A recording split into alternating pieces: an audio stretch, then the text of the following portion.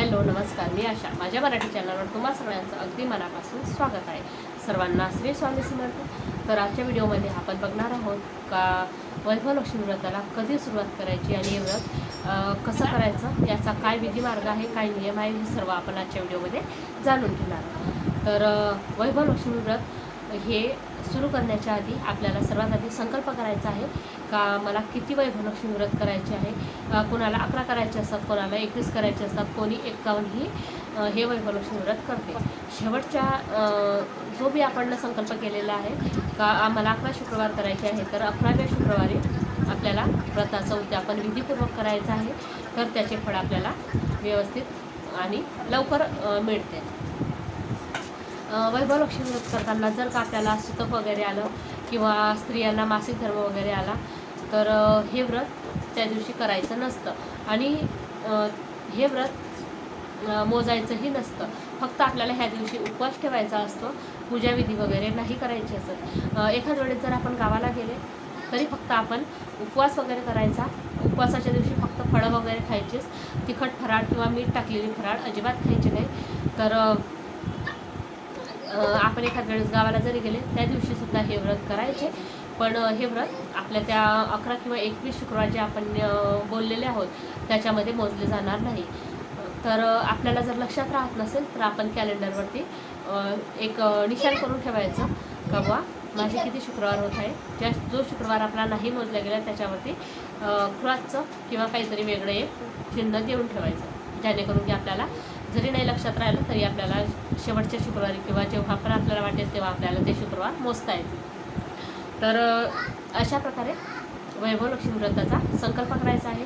हे व्रत अत्यंत श्रद्धेने आणि भक्तिभावाने करायचे आहे. जेवढी तुमची श्रद्धा जास्त राहील तेवढंच त्याचं फळ तुम्हाला लवकर मिळेल. वैभव लक्ष्मी व्रत हे स्त्री पुरुष कुमारिका सर्वजण हे व्रत करू शकतात. फक्त ह्या व्रतासाठी तुमची श्रद्धा आणि भक्ती आणि तुमचं नामस्मरण खूप महत्त्वाचं आहे. तर ह्या व्रताचे आपण आता नियम जाणून घेणार आहोत. हे व्रत करण्यासाठी तुम्हाला कोणत्याही प्रकारची बाहेरची पूजाविधी लागत नाही. तर तुम्हाला फक्त हे वैभव लक्ष्मी व्रताचं एक पुस्तक लागणार आहे आणि हे पुस्तक तुम्हाला कोणत्याही धार्मिक ग्रंथांचं जे दुकान वगैरे असते तिथं एकदम इझिली मिळेल. 10 ते 15 रुपयाचं हे पुस्तक तुम्हाला मिळेल, खूप जास्त महाग येत नाही. तर हे पुस्तक तुमच्याकडे असणं आवश्यक आहे. तर ह्या पुस्तकामध्ये श्रीयंत्र दिलेलं आहे.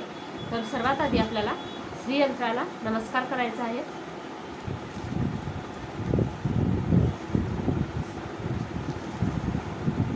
तर बघा, हे श्रीयंत्र या पुस्तकामध्ये दिलेलं आहे.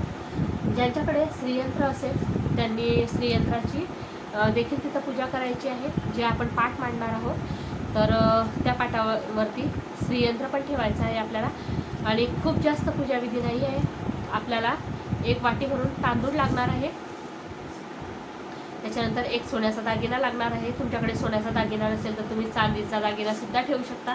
आणि तोही नसेल तर तुम्ही 1 रुपयाचा कॉईनसुद्धा पूजेसाठी ठेवू शकता आणि श्रद्धेने आणि भक्तिभावाने त्याची पूजा करू शकतात. आपल्याकडे वैभव लक्ष्मी मातेचा एक फोटो असायला पाहिजे. तो फोटो आपण वैभव लक्ष्मी मातेचा फोटो ठेवायचा, त्याच्यापुढे तांदळाची रास मांडायची आणि त्या रासवरती एक तांब्याचा तांब्या ठेवायचा आणि त्या तांब्याच्या कलशाला 8 अशा उभ्या रेषा ओढून घ्यायच्या आहे. ते व्हिडिओमध्ये मी तुम्हाला दाखवेलच. तर 8 रेषा ओढून घ्यायच्या आहे आणि त्याच्यानंतर त्याच्यावरती एक प्लेट किंवा छोटी वाटी ठेवायची आहे. त्या वाटीमध्ये परत थोडेसे तांदूळ ठेवायचे आहे. तांदूळामध्ये जो आपल्याकडे सोन्याचा दागिना किंवा चांदीचा दागिना किंवा तेही नसेल तर तुम्ही अगदी 1 रुपयाचा सिक्कासुद्धा त्याच्यामध्ये ठेवून त्याची व्यवस्थित हळद कुंकवाने पूजा करू शकतात. त्याच बाजूला आपल्याला कलशाच्या उजव्या साईडला श्रीयंत्र ठेवायचं आहे. परत श्रीयंत्राच्या पुढे आपल्याला शंख ठेवायचा आहे. जर तुमच्याकडे शंख असेल तर तुम्ही शंखसुद्धा तिथं ठेवा. त्याच्यानंतर उजव्या साईडला आपल्याला कलशाच्या डाव्या साईडला आपल्याला घंटी ठेवायची आहे. एक दिवा प्रज्वलित करायचा आहे आणि अगदी आंब्याच्या झाडाचं जे पान असते किंवा कोणत्याही फळाच्या झाडाचं जे पान असते त्या पानावरती आपल्याला गणपतीची स्थापना करायची आहे. गणपतीची स्थापना म्हणजे जी आपल्याकडे सुपारी असते, सगळी सुपारी, त्या सुपारीची आपल्याला स्थापना करायची आहे आणि अशा प्रकारे ही पूजाविधी करायची आहे। ही पूजा अत्यंत साधी सोपी आणि अगदी अर्ध्या तासात होणारी पूजा आहे। ही पूजा संध्याकाळच्या वेळी प्रदोष काळात आपल्याला करायची आहे, म्हणजे जी दिवाबत्तीची वेळ असते संध्याकाळची 6:30 ते 7:30 ह्या वेळेत आपल्याला ही पूजा संपन्न करायची आहे। ह्या पूजेसाठी हळद, कुंकू, धूप, दीप आणि फुलं एवढीची सामग्री आहे। खूप जास्त सामग्री लागत नाही। तुम्ही साखरेचा प्रसाद देवीला दाखवायचा आहे। त्याच्यानंतर संध्याकाळी आपण जेवणामध्ये जे बनवू त्यात आपण अगदी खीर बनवली तर खूपच छान, कारण खीर लक्ष्मी मातेला खूप प्रिय आहे। तर तुमच्याकडून जर शक्य होत असेल तर तुम्ही खीरचाच प्रसाद करा, नाहीतर तुम्ही काहीतरी वेगळं गोड केलं तरी चालेल, नाहीतर अगदी खडी साखर ठेवली तरीही चालेल। तर अशा प्रकारे हे वैभव लक्ष्मी व्रत आपल्याला करायचं आहे। तर ह्या वैभव लक्ष्मी व्रताचे काय नियम आहे ते पण मी तुम्हाला या व्हिडिओमध्ये सांगते। तर आता आपण सर्व पाठ वगैरे अशा प्रकारे व्यवस्थित मांडून घेतलेला आहे। तर आपल्याला आता सर्वात आधी सर्वांना हळद कुंकू लावून सर्वांची पूजा करायची आहे। हळद कुंकू अक्षदा वाहायच्या आहेत, अगदी दिव्याची सुद्धा पूजा करायची आहे। त्याच्यानंतर आपल्याला सर्व देवांना फुलं वाहायची आहे आणि त्याच्यानंतर आपल्याला जे लक्ष्मी मातेचं आपल्याकडे वैभव लक्ष्मी मातेचं जे पुस्तक आहे त्या पुस्तकाची पूजा करायची आहे आणि ज्यांच्याकडे श्रीयंत्र नसेल त्यांनी श्रीयंत्राची पूजा या पुस्तकामध्ये करायची आणि ज्यांच्याकडे असेल त्यांनी त्या श्रीयंत्राची सुद्धा पूजा करायची आणि सर्वात आधी त्या श्रीयंत्राची पण पूजा करायची, नमस्कार करायचा। त्यानंतर बघा हे असे लक्ष्मी मातेचे फोटो दिलेले आहेत। गजलक्ष्मी माता,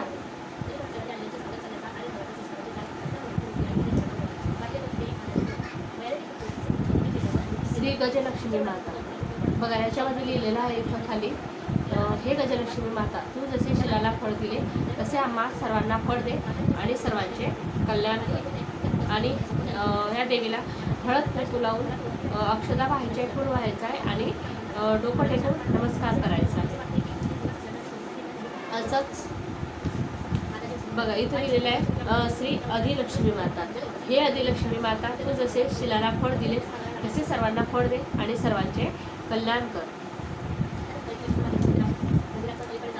बघा श्री विजयालक्ष्मी माता, हे विजयालक्ष्मी माता तू जसे शिलाला फळ दिलेस तसे सर्वांना फळ दे आणि सर्वांचे कल्याण कर। श्री ऐश्वर्यलक्ष्मी माता, हे ऐश्वर्यलक्ष्मी माता तू जसे शिलाला फळ दिलेस तसे सर्वांना फळ दे आणि सर्वांचे कल्याण कर। बघा तुम्हाला पुस्तकामध्ये हळद कुंकू दिसतच असेल।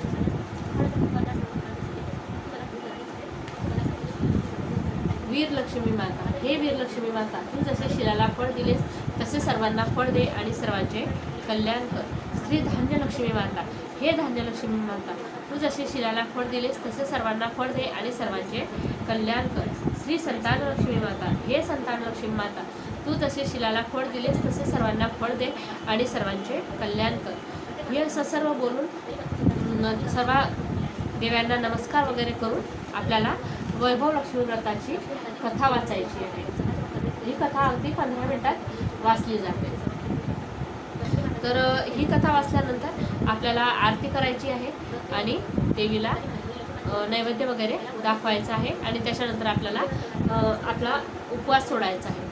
तर अशा प्रकारे वैभव लक्ष्मी व्रत हे प्रत्येक घरामध्ये करायला पाहिजे, प्रत्येक स्त्रीने करायला पाहिजे, पुरुषाने करायला पाहिजे। तर पुरुषांना जास्त शक्य होत नाही, पण स्त्रीने हे व्रत करायलाच पाहिजे, कारण ह्या व्रताचं फळ तात्काळ मिळणारं फळ असते आणि आपल्या मनातल्या सर्व इच्छा पूर्ण होतात आणि आपलं घर धनधान्याने आणि पैशाने भरलेलं असते। कधीही आपल्याला कोणत्याही गोष्टीची अगदी कमी भासत नाही। तर हे व्रत करताना फक्त आपली श्रद्धा महत्त्वाची आहे आणि श्रद्धेने हे व्रत तुम्ही नक्की करा, सर्वांना विनंती आहे। तर आणि ज्यांनी हे व्रत सुरू केलेलं नसेल त्यांनी अगदी पुढच्या शुक्रवारी, म्हणजे आषाढ महिन्याचा हा आपला चातुर्मास सुरू झालेला आहे।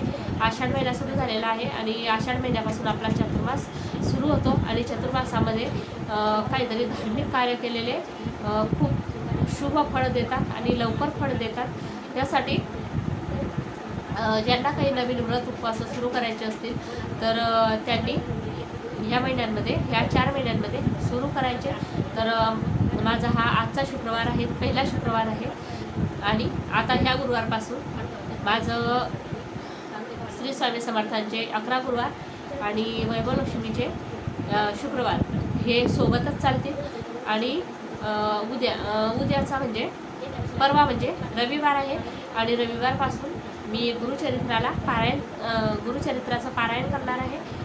तर पारायणाचा व्हिडिओसुद्धा मी तुमच्यासोबत शेअर करेन, कारण रविवारी जर का पारायणाला सुरुवात केली तर गुरुपौर्णिमेच्या दिवशी पारायणाला बरोबर 8 दिवस येतील, म्हणजे 8व्या दिवशी आपल्याला पारायणाची सांगता करता येईल। तर ज्यांना शक्य होईल त्यांनी परवापासून म्हणजे रविवारपासून पारायणाला सुरुवात करा। ज्यांना शक्य होत नसेल त्यांनी सोमवारपासून जर पारायणाला सुरुवात केली तरी चालेल, कारण गुरुपौर्णिमेच्या दिवशी 7वा दिवस येत आहे पारायणाला, तर त्या दिवशी तुम्ही सांगता करू शकता। तर कमेंटमध्ये नक्की सांगा कोण कोण वैभव लक्ष्मी व्रताला सुरुवात करणार आहे, म्हणजे वैभव लक्ष्मी व्रत करणार आहे आणि कोण गुरुचरित्राचं पारायण करणार आहे हे कमेंटमध्ये नक्की सांगा। व्हिडिओला लाईक करायला अजिबात विसरू नका आणि ज्यांनी सबस्क्राईब केलं नसेल त्यांनी प्लीज चॅनलला सबस्क्राईब करा। तोपर्यंत सर्वांना श्री स्वामी समर्थ।